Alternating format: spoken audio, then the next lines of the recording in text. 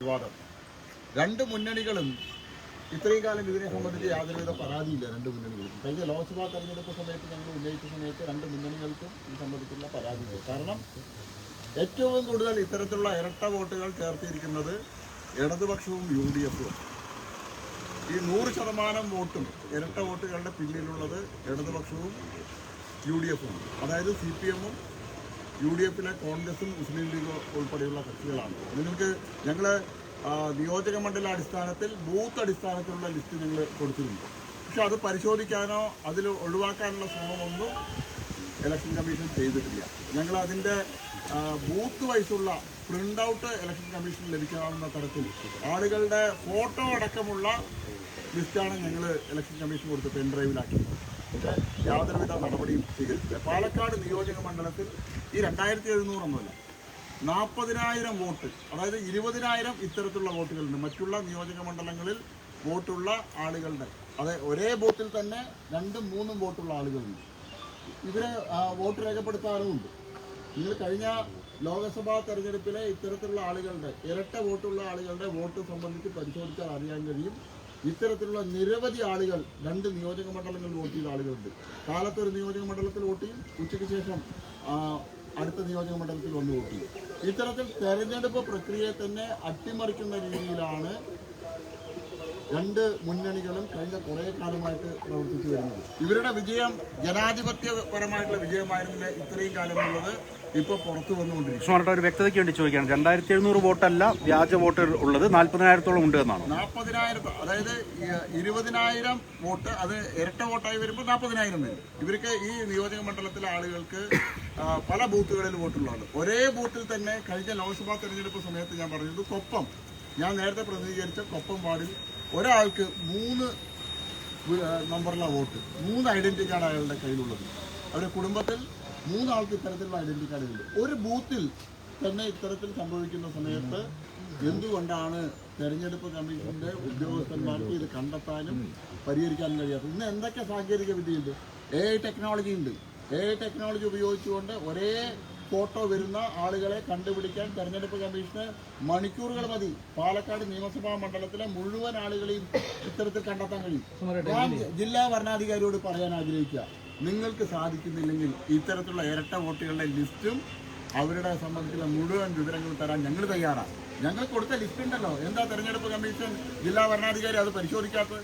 ജില്ലാ ഭരണാധികാരി ഇടതുപക്ഷത്തിന്റെ തടവിലാണ്, CPM-ന്റെ തടവറയിലാണ്. അവരെ കോൺഗ്രസിനെയും CPM-നെയും സഹായിക്കാനായിട്ട് ഇത്തരം ഇരട്ട വോട്ടുകളെ അവർ ഒഴിവാക്കാൻ തയ്യാറാവുന്നില്ല. തെരഞ്ഞെടുപ്പ് കമ്മീഷന്റെ വോട്ടർ പട്ടിക കുറ്റമറ്റതല്ല. കഴിഞ്ഞ തവണ ഈ ശ്രീധരൻ സാറിന്റെ പരാജയത്തിനും പ്രധാന കാരണം ഈ CPM-ന്റെ വോട്ട് പറിക്കലും അതോടൊപ്പം തന്നെ ഈ ഇരട്ട വോട്ടുകൾ. ആ ഇരട്ട വോട്ടുകൾ ഒഴിവാക്കിയാൽ പാലക്കാട് നിയോജക മണ്ഡലത്തിൽ BJP 25,000-ൽ കൂടുതൽ വോട്ടുകൾക്ക് ഇവിടെ വിജയിക്കും. ഈ കളക്ടർക്കെതിരായിട്ട് കോടതിയിലേക്ക് പോകുമ്പോൾ ഞങ്ങൾ ഇപ്പോൾ ഈ പരാതികളെ സംബന്ധിച്ച് ഞങ്ങൾ തിങ്കളാഴ്ച ഞങ്ങൾ ഹൈക്കോടതിയിൽ പോകാൻ പോകും. കാരണം കഴിഞ്ഞ ലോക്സഭാ തെരഞ്ഞെടുപ്പിൽ ഹൈക്കോടതിയിൽ കൊടുത്ത അഫിഡവിറ്റ്, തെരഞ്ഞെടുപ്പ് കമ്മീഷന്റെ സ്റ്റാൻഡിംഗ് കൗൺസിൽ കൊടുത്ത ഉറപ്പ് പാലിച്ചിട്ടില്ല. ഞങ്ങൾ കോടതിയെ സമീപിക്കുന്ന കാര്യം അതിൻ്റെ നിയമപരമായിട്ടുള്ള വശങ്ങൾ നോക്കുന്നുണ്ട്. ഞങ്ങൾ അങ്ങനെയാണെങ്കിൽ തിങ്കളാഴ്ച ഹൈക്കോടതിയെ സമീപിക്കും. ഇപ്പോൾ ഈ ഇരട്ട വോട്ടിനെ കുറിച്ച് പറയുമ്പോഴേ ഇപ്പോൾ പ്രധാനമായും ഉന്നയിക്കപ്പെടുന്ന മറ്റൊരു കാര്യം, BJP ജില്ലാ അധ്യക്ഷന് പട്ടാമ്പിയിലും അതോടൊപ്പം തന്നെ പാലക്കാടും വോട്ടുണ്ട്. ജില്ലാ അധ്യക്ഷന് തന്നെ ഇത്തരത്തിൽ വോട്ടുണ്ട് എന്നാണല്ലോ പറയുന്നത്. ഞങ്ങളെന്താ പറഞ്ഞത്? ഞാൻ എൻ്റെ വോട്ട് ഞാൻ മലമ്പുഴയിലേക്ക് താമസം മാറ്റി, എൻ്റെ വോട്ട് ഞാൻ മലമ്പുഴയിലേക്ക് മാറ്റാൻ കൊടുത്താൽ പാലക്കാടുള്ള എൻ്റെ വോട്ട് എനിക്ക് മാറ്റാൻ കഴിയില്ലല്ലോ. ആരാ മാറ്റേണ്ടത്? തെരഞ്ഞെടുപ്പ് കമ്മീഷനാണ് മാറ്റേണ്ടത്. ഇതിൽ വേറൊരു ഇതിൻ്റെ പിന്നിൽ വേറൊരു കഥ കൂടിയുണ്ട്. അതായത് 33-ാം ബൂത്തിൽ 16 പേരെ ഒഴിവാക്കി. അന്ന് ജില്ലാ കളക്ടർ പറഞ്ഞ ന്യായം എന്തായിരുന്നു എന്നറിയോ? നമ്പർ ഓഫ് വോട്ടേഴ്സ് അവരുടെ എണ്ണത്തിൽ വലിയ വർധന വന്നിട്ടില്ല. ദേശീയ ശരാശരിക്ക് ഒപ്പമാണ്. 15 മുതൽ 20% വരെ വർധനവേ ഉള്ളൂ.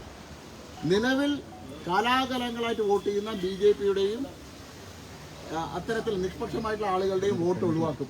അതിന് പകരം ഇത്തരത്തിൽ പാർട്ടി പ്രവർത്തകരായിട്ടുള്ള മറ്റ് ഇടതുപക്ഷത്തിൻ്റെയും കോൺഗ്രസിൻ്റെയും ആളുകളെ മറ്റ് നിയോജക മണ്ഡലങ്ങളിൽ നിന്ന് കൊണ്ടുവന്ന് ഈ നിയോജക മണ്ഡലത്തിൽ ചേർന്നു. അപ്പോൾ ദേശീയ തെരഞ്ഞെടുപ്പ് കമ്മീഷൻ പരിശോധിക്കുന്ന സമയത്ത് ദേശീയ ശരാശരിക്കൊപ്പമാണ് പാലക്കാട് നിയമസഭാ മണ്ഡലത്തിൽ അല്ലെങ്കിൽ പാലക്കാട് ലോക്സഭാ മണ്ഡലത്തിലെ പുതിയ വോട്ടർമാരുടെ എണ്ണത്തിൽ വരുന്ന വർധനവ്. നിലവിലുള്ള 16 വോട്ടർമാരെ കഴിഞ്ഞ 30-40 വർഷമായിട്ട് വോട്ട് ചെയ്യുന്ന 16 വോട്ടർമാരെയാണ് 33-ാം നമ്പർ ബൂത്തിൽ നിന്ന് മാറ്റിയിരിക്കുന്നത്.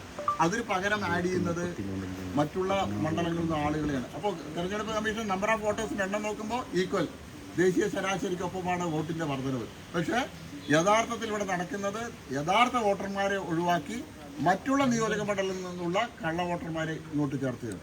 ഈ ജില്ലാ അധ്യക്ഷന് മത്സരിക്കണമെന്ന ഉദ്ദേശത്തോടുകൂടിയാണ് ഇവിടെ വോട്ട് ചേർത്തതെന്നൊക്കെ ഉള്ള ആക്ഷേപങ്ങൾ. ഏത് വിദ്യയാണ് ഇത് പറഞ്ഞത്?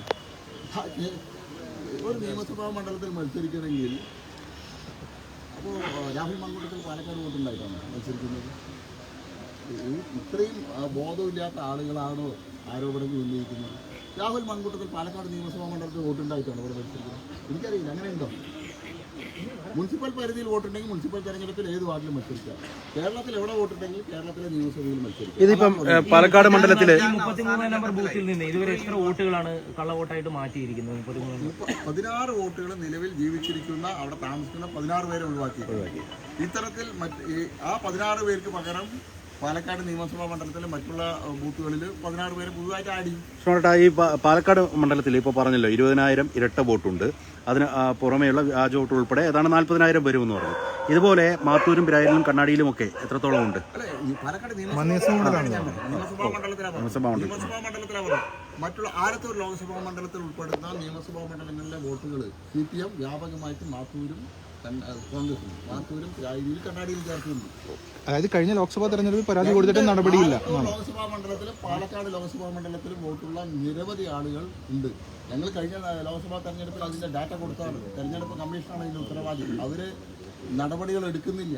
അവരുടെ ഭാഗത്ത് ഗുരുതരമായിട്ടുള്ള വീഴ്ചയും. ഈ പ്രചാരണ അവസാന ഘട്ടത്തിൽ ഇപ്പോഴും ഈ വിവാദ വിഷയങ്ങൾ തന്നെയാണ് പ്രധാനമായി ചർച്ച ചെയ്യുന്നത്. ഈ വികസനങ്ങൾ വേണ്ട ഈ സമയങ്ങളിൽ അവസാന ഘട്ടത്തിൽ ചർച്ച ചെയ്യപ്പെടുന്നത്. ഞാൻ ഇന്ന് രണ്ടാമത്തെ വിഷയം, ഞാൻ പാലക്കാടത്തെ ജനങ്ങൾക്ക് ഒരു ഉറപ്പ് നൽകി വോട്ടർമാർക്ക്. ഞാൻ പാലക്കാടിൻ്റെ MLA ആയിട്ട് തിരഞ്ഞെടുക്കപ്പെട്ടാൽ പാലക്കാട്ടുകാർ ഏറ്റവും വലിയ യാത്രാക്ലേശം അനുഭവപ്പെടുന്നതാണ് ബാംഗ്ലൂരിലേക്ക് ഇന്ന് അവർക്ക് ട്രെയിനുകളുടെ അഭാവം ഉണ്ട്, കുറവുണ്ട് ട്രെയിനുകളുടെ. അവർക്ക് പോയി വരാനുള്ള വലിയ അസൗകര്യമുണ്ട്. തിരഞ്ഞെടുക്കപ്പെട്ടാൽ 2 മാസത്തിനുള്ളിൽ പാലക്കാട് നിന്നും വന്ദേ ഭാരത് ട്രെയിന് ആരംഭിക്കാനുള്ള നടപടി സ്വീകരിക്കും. പാലക്കാട്ടുകാർക്ക് ബാംഗ്ലൂരിലേക്ക് പോകാൻ Vande Bharat Palakkad junction railway station ആരംഭിക്കാനുള്ള നടപടി സ്വീകരിക്കും. ഇത് പാലക്കാട്ടുകാർക്കുള്ള ഉറപ്പാണ്, കൃഷ്ണകുമാറിന്റെ ഉറപ്പാണ്. എന്തായാലും ഈ കളക്ടർക്കെതിരായിട്ട് ഹൈക്കോടതിയിലേക്ക് പോവുകയാണ്. അല്ല, വന്ദേ ഭാരത് പാലക്കാട്ടുകാരുടെ ആവശ്യമാണ്. ബാംഗ്ലൂരിലേക്കുള്ള യാത്രാക്ലേശം ഒഴിവാക്കാൻ പാലക്കാടിൽ നിന്നും കൂടുതൽ ട്രെയിനുകളിൽ നിന്ന് ഞാൻ പാലക്കാടത്തെ വോട്ടർമാർക്ക് ഉറപ്പ് കൊടുക്കുകയാണ്. തെരഞ്ഞെടുക്കപ്പെട്ടാൽ ഈ തെരഞ്ഞെടുപ്പിൽ 23-ാം തീയതി പാലക്കാടിന് MLA തെരഞ്ഞെടുക്കപ്പെട്ടാൽ 2 മാസത്തിനുള്ളിൽ 60 ദിവസത്തിനുള്ളിൽ പാലക്കാടിൽ നിന്ന് ബാംഗ്ലൂരിലേക്ക് വന്ദേ ഭാരത് ആരംഭിക്കും. ഇന്നിപ്പോ ബൂത്ത് ലെവൽ ഓഫീസേഴ്സിന്റെയും ഒപ്പം തന്നെ ഒബ്സർവേഴ്സിന്റെയും ഒക്കെ യോഗം കളക്ടർ വിളിച്ചു ചേർത്തിട്ടുണ്ട്. അതിൽ ഈ കാര്യങ്ങളൊക്കെ ചർച്ചയാവുമെന്നാണ് നമ്മൾ മനസ്സിലാക്കുന്നത്. കളക്ടർ വലിയ ഗുരുതരമായിട്ടുള്ള വീഴ്ചയാണല്ലോ വരുത്തിയത്. കളക്ടർക്ക് 6 മാസം കാത്തിരിക്കേണ്ടല്ല. കഴിഞ്ഞ ഞാൻ ആ ഹൈക്കോടതി ഓർഡർ മീഡിയ ഗ്രൂപ്പിൽ ഷെയർ ചെയ്തു. ഹൈക്കോടതിയിൽ കളക്ടർ കൊടുത്തിരിക്കുന്ന ഉറപ്പെന്താ? എല്ലാ കുറ്റമറ്റ രീതിയിലാക്കും, പരിശോധിക്കും. ഒരു പരിശോധനയും ജില്ലാ കളക്ടർ നടത്തിയില്ല. ജില്ലാ കളക്ടർ CPMന്റെ ചട്ടുകമായിട്ട് പ്രവർത്തിക്കുകയാണ്. CPMനെയും കോൺഗ്രസിനെയും സഹായിക്കാനുള്ള ആളായിട്ട് ജില്ലാ കളക്ടർമാർ മാറിയിരിക്കുകയാണ്, ജില്ലാ ഭരണാധികാരി മാറിയിരിക്കുകയാണ്. എത്ര പരാതി ഞങ്ങൾ ഒഴിവാക്കിയ ആളുകളെ സംബന്ധിച്ചുള്ള പരാതി കൊടുത്തു. എന്ത് നടപടിയാണ് ആ BLOനെതിരെ സ്വീകരിച്ചത്? CPM ഒരു പരാതി കൊടുക്കുമ്പോഴേക്കും ആ BLOനെ 176-ാം നമ്പർ BLOനെ ജില്ലാ കളക്ടർ വിളിച്ചു വരുത്തി. ഞങ്ങൾ കൊടുത്ത പരാതിയിൽ ജില്ലാ കളക്ടർ എന്ത് നടപടിയാണ് സ്വീകരിച്ചത്? ജില്ലാ കളക്ടർ നിഷ്പക്ഷമായിട്ട് പ്രവർത്തിക്കണം. ജില്ലാ ഭരണാധികാരിയാണ്, തെരഞ്ഞെടുപ്പ് ഉദ്യോഗസ്ഥയാണ്. അവർ നിഷ്പക്ഷമായിട്ട് പ്രവർത്തിക്കാൻ തയ്യാറാവണം. ജനാധിപത്യത്തെ അട്ടിമറിക്കുന്ന രീതിയിൽ CPMന്റെ ചട്ടുകമായിട്ട് അവർ മാറിയിട്ടുണ്ട്. ഓക്കെ.